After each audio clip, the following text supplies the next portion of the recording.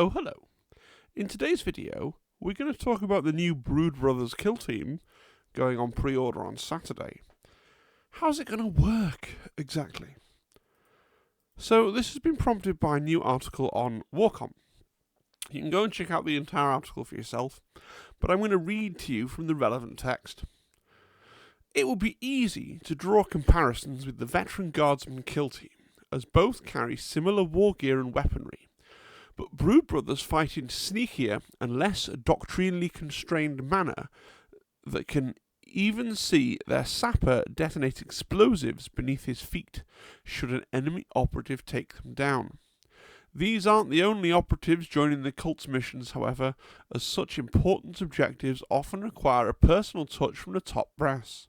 Instead of choosing tactical assets, footnote, these are extra support tools such as lockouts and enemy interference that can be used in place of more operatives. Or extra troopers for their kill team, Brood Brothers can choose to have a Magus, a Primus, skittering familiars, or even a full-on Patriarch join them for battle, all of which are also included in kill team termination. So how do we read that? It is a little bit vague. So, if we imagine that Brood Brothers as a starting point are similar to Veteran Guard. Now, Vet Guard have the ability Guardsman orders. I assume when Warcom says less doctrinally constrained, they're saying they're like Vet Guard. They won't have Guardsman orders. They will instead have some sort of sneaky ability, right? Don't know what this will be, but they're probably going to have some kind of team-wide ability that's evocative of them being an insurgent force, in some way a guerrilla warfare. Might be something like they can charge from conceal. It might be some kind of mechanic involving the shadows. It might be some kind of forward deploy. They're going to have some kind of mechanic that evokes the flavour of Genestealer cults. Okay.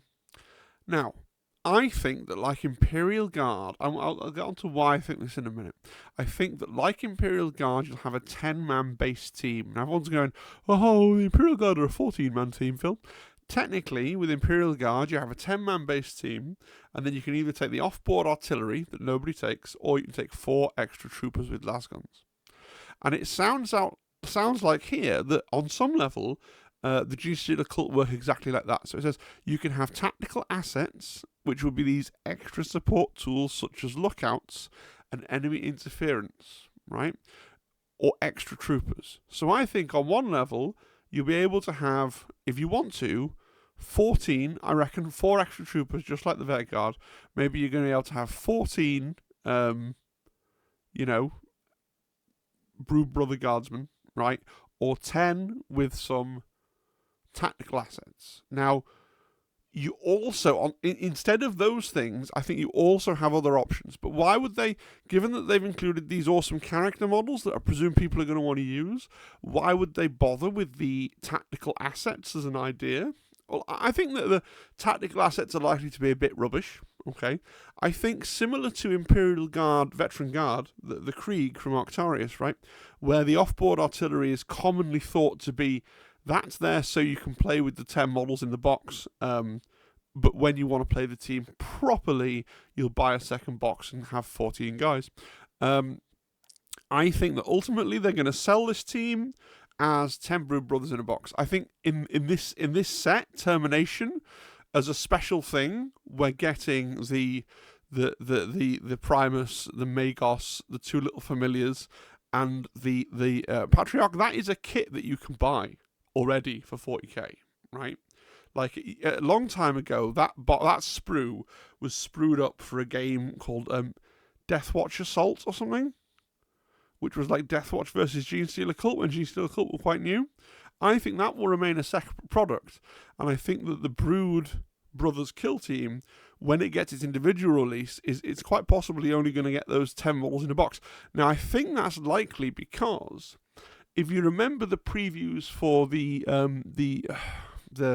Genestealer Cult Codex for Warhammer 40,000, if you watch all the videos on the channel, you remember I talked about that, and I talked about how They showed the Kill Team Brood Brothers, and I knew that meant that the Brood Brothers Kill Team, will be coming out before the Genestealer Cult Codex, because one of the detachments in the 40k Codex is centered around Brood Brothers. You take loads of Brood Brothers, and you can have 50% of your army can be for Imperial Guard. So that means the 40k players, right, are going to want to be able to buy the 10-man Brood Brothers squad, right, without having to continually buy more and more copies of these characters, right? They don't want 10.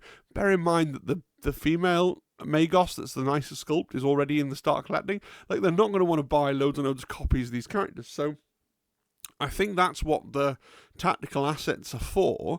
They're so that when they eventually release the individual kit of just the Brood Brothers, it's playable badly, but playable out of the... I could be wrong. Maybe the tactical assets will be the way to run it, right? Because maybe they'll be busted. Don't know. This is just my assumption. So that's my assessment of the tactical assets. But then trying to work out how the other options work. So maybe you're picking from a menu. So you pick 2 choices from the menu. So maybe that you can pick a tactical asset, you can pick 2 tactical assets, or you could pick to have 2 extra troopers, or maybe you can double up on that, you can pick 4 extra troopers. Maybe you can take a Magus, or a Primus, or the 2 familiars, right? I think the 2 familiars would be one thing together, right? Or the Patriarch potentially would take up both of the slots. So you'd have your 10 core guys, right? This is one theory. You'd have your 10 core guys plus, say, 2 troopers and a Magus, or a Magus and a Primus, or a Magus and 2 familiars, or a Primus and 2 familiars, or a tactical asset and a Magus, or a tactical asset and 2 troopers, or your 10 guys plus a Patriarch. That's one way. That's the more optimistic way that it could work. Now let's look at where we're getting this information from. So those of you that watched my previous video, and I know I got derailed into talking a lot about potentially the next edition and the rumours around that, but I did mention this at the time. This is from White Dwarf 500. Now, there's not in-depth, like, they don't actually play a game. They talk about a game that they were playing, and then they only do a battle report for an adjacent 40k game. But there's this weird little section anyway in White Dwarf 500 where they talk about a kill team, a Genestealer Cult's kill team that they're building. So if we I'm just going to get my laser pointer here, because it is quite hard to follow. We can see what Ben here has taken. He's got the Agitator, the Metamorph Commander, the Primus, the 2 Familiars, the Sniper, a Grenade Launcher Gunner, 2 Troopers, important potentially, a Gunner Melter, a Sapper, a Knife Fighter, and a Veteran. So he says in the thing here, he talks about why he didn't take the Patriarch and he didn't take the Magus for narrative reasons. And then he says, so I took the Primus as my leader. I also picked 2 familiars. So that implies that it's because some people on the Discord have been saying, oh, maybe it'll be like a bundle. So you get one option, and your option is either like the Magus and 2 familiars, or the Primus and 2 familiars, or the Patriarch, right? But because he took, now it could just be loose verbiage, but because he talks about, I picked the Primus, and then I picked the 2 familiars. That's why I think maybe there are 2 choices, right? So he's filled 2. He could have not taken those. He could potentially, excitingly, I think, have taken the Primus and the Magus, and not the familiars, maybe. And he's taken that alongside 10 cultists. The only thing that gives me pause is he's taken these 2 troopers. Now, he might have done that, because sometimes in White Dwarf and Warhammer Plus, they seem to take deliberately, like, poor options. You know, you've got to remember the Night Lord's Warhammer Plus thing, where the guy's like, and a flamer, and everyone's like, why have you taken a flamer? Flamers are like a joke weapon. What's going on? So, but it's possible that it's actually an 8-man core team, because he's got 8 specialists. And it's an 8-man core team with 3 buckets, right? With the Patriarch taking up all 3. So if the Patriarch's that good, right? So in theory, if you hit the Patriarch, you've got 8 specialists and the Patriarch, right? Or you could take 8 specialists and the Magus and the two little familiars and the Primus, right? Or potentially 8 specialists and 6 troopers, right? And then if you're doing it that way, you assume that the abilities list, like, it'll have 3 different ones in the menu, and you could take, oh no, wait, because you get the box of 10, so you don't need to have 2. Yeah, but then if you're playing out of 1 box, you'd have to build 2 troopers out of your box. Don't know. So those are the ways it could work. There's either going to be a core team of 10 or a core team of 8, I think, with 2 or 3 selections, and the Patriarch will use up all of your selections. I hope that's made sense. I could have done more diagrams, but I don't. Ultimately, we're going to find out how this works on Saturday, so I didn't want to put a lot of time explaining like my various theories. So hopefully you followed that. Now let's look at what we know about what I'm calling the core team. So here ends the discussion of the Patriarch, the Magos, the Primus, and the 2 familiars, the extra troopers, and the off-board abilities. Just looking at the core team, right, this is the ones that they've revealed. So we've got a medic. We haven't actually seen the name of the medic officially, but we've seen that he's a medic. He's been described as a medic. Maybe he's just called medic. We've got a comms fella, okay, again, not been given his name, but we've seen him painted up in the Genestealer colours with the backpack and stuff, so we assume that you can have a comms fella. We've got what is called a veteran with a shotgun and an extra little spike appendage, okay?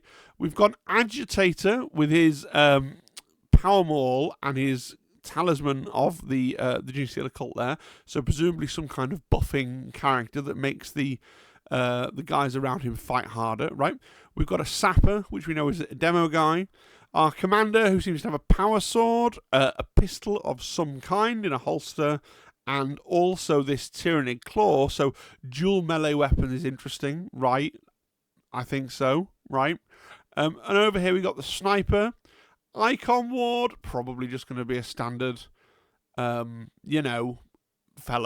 Right, icon fella doing all the standard icon stuff.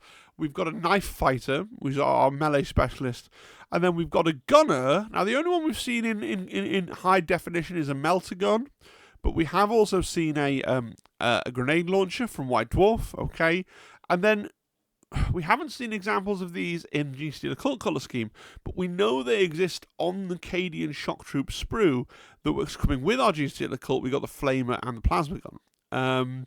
Now, it would be something if they decided that your gunner options were literally only melter gun or grenade launcher, and that the plasma gun's there, but you can't use it. Like, screw you, because we know plasma guns are too powerful, so we decided to rein them back a little bit. That would certainly be a thing, but frankly, I don't expect it.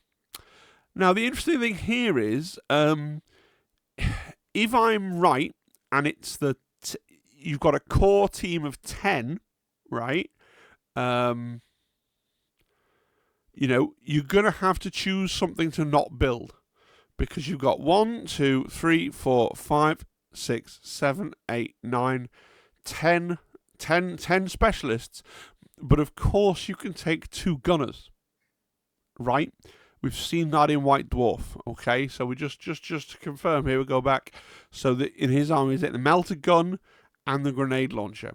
So you're going to have to choose a specialist not to build. So even if you don't, like, I'm not going to bother building a flamer, and I'm not going to build a grenade launcher, because obviously the plasma gun and the melter are the 2 generally the best gunners. So if you build a plasma and a melter, you're going to have to decide one of these cool guys not to build, right? Now, obviously we don't know the rules, right? But, and that kind of sucks, because, at least from my perspective, if you're hobbying, you want to build all the interesting looking guys with the cool... You want to use everything on that cool upgrade sprue, right? Or is that just me? So I feel like if you decide to go deep into Brood Brothers, you're going to want a second box. Now, you may not want a second box of the Brood Brothers kill team. Maybe you just want to get 1 box of Brood Brothers, and then the more available and cheaper, the Cadian squad, right? Now, and again, this depends on what they do with the basic troopers. So the other idea that I had, remember, is that it could be 8 specialists and 2, and then 3 buckets, right? And then that means that you're forced to build. Well, I guess if you're always not going to use the troopers, you're still not forced to build any troopers. You're just choosing from a more reduced list. But if you want some of those troopers, those basic troopers, again, that's either more specialists you're not building, or another reason to pick up that second box to get more guys to build with just lasguns. So we'll really have to see, as far as how these work as a one-box team, we really have to see how they shake out. And whether there's any, you might look at the rules and be like, no, you would never take troopers. You were always going to take the Patriarch or, some combination of the Magus and the Primus and the Familiars. I don't know. I mean, but I think that that is all, because obviously a GEQ team, they're probably BS3, right? They probably have a 5-up save. They're not going to be that exciting by themselves. It's going to hinge on how, what their ability is, what replaces Guardsman orders, right, in this team, as to whether the 14-man is going to be as good as 14-man Vet Guard is. Right, because right now, I don't think it will be, because you don't have the spotter, for example, right? So we'll have to see on that one. So, yeah, interesting. I think potentially a 2-box team, depending on how it goes and how many extra models you want, in terms of how many troopers you might want to run, I might buy, if I decide to do these and go deep on them, I might buy the Cadian Command Squad alongside these, because that comes with 5 extra bodies, so you get 4 extra dudes, right? And then what I think is funny about this kit is I would want to get the Cadian Officer and kit bash him with the Primus, so that the Primus kind of fits in more with the rest of the team. Just because the Primus is wearing the mining gear that fits in with the regular neophyte range for 40k. I feel like a Brood Brothers Primus could be disguised as an officer or a commissar would be cool as well. And so I might want to kit bash him a little bit. But it might be that you actually want more than the 4 additional bodies, at which case you're looking at buying an infantry squad, a Cadian infantry squad. Depending on how it shakes out with how many troopers you want on your roster. Because you're going to want at least 1 extra body, right? To make all the specialists and 2 gunners, right? And then potentially you're going to want at least 2 more extra bodies so you can build the other 2 gunners, right? And then, do you want to build a trooper or 2 potentially, or 4? At that point you need 5 extra. If you want 4 troopers, 2 extra gunners, right? And an extra specialist, right? That's 7. That's nearly a whole box 10, right? So it's an interesting one. But you may not want all those troopers. And I know that you don't really need to build a flamer. You can just be like, no, I'm never taking a flamer because flamers are rubbish. But flamers might get really good in the next edition. You don't know. So swings and roundabouts. I feel like if you meticulously eBayed the bits that you needed, and then it was like, and I've saved 50p, because obviously the people who cut bits up and sell them on eBay sell them for more overall than the box costs, and that's the business model. And you're like, I've saved a little bit of money, and it's like, now I really want a flamer, and I have to go back to eBay and buy another guy. So maybe it's better just to have all the options. I don't know. Final thoughts. So I'm really excited for the Brood Brothers from a hobby perspective. It's a team that I feel like I don't do that much conversion. And I think I'm really excited about the idea of doing the Brood Brothers and converting them to be converting the Genestealer Cult specialists, the HQ characters from 40k, at least the Primus and the Magos, to fit in more with the Imperial Guard aesthetic of the Genestealer Cult. And I really would like to do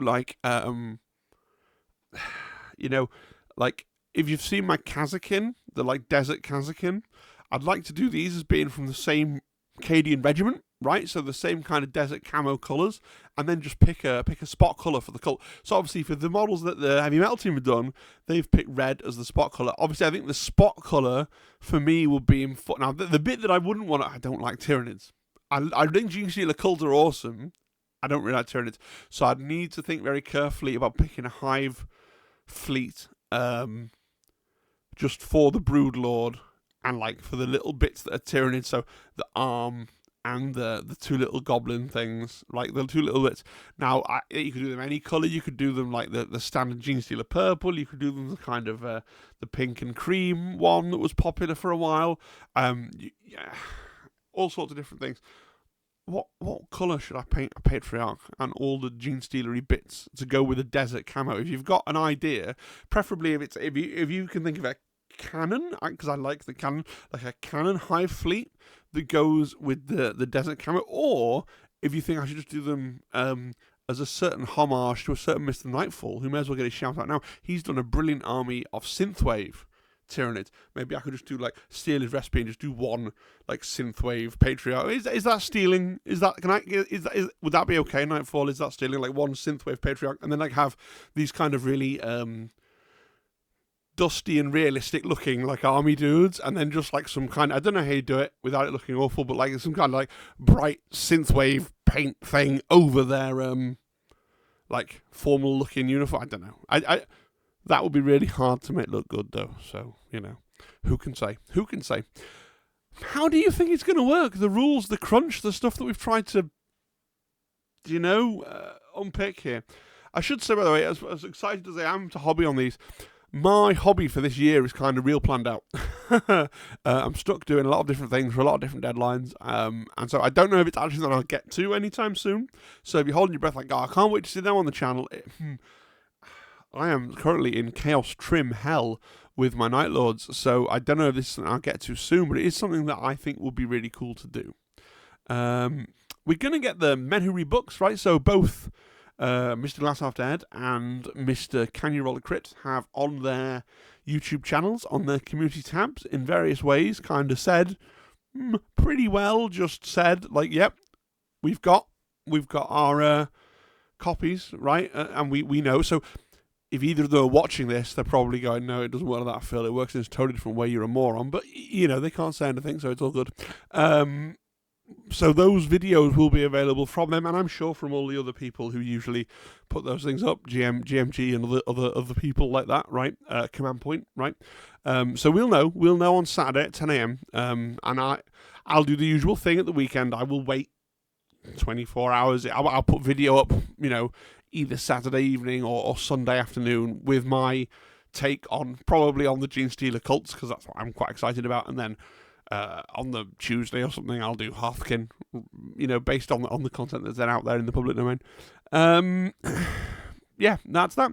So I'm pretty hyped. I'll see you all hopefully tomorrow for the hobby stream, where I will be trying still to paint Night Lords, trim probably, depending on, I'm on holiday. I've got this week off because I'm a teacher, so maybe I'll get some trim done during the day. It's really hard though, because I'm trying to paint, and then Penny, who's my 1.5-year-old daughter, is like, no, Dad, you don't, you're on holiday, which means that you get to spend more time with me, because I see Mum all the time and she's boring to me. So there's that, right?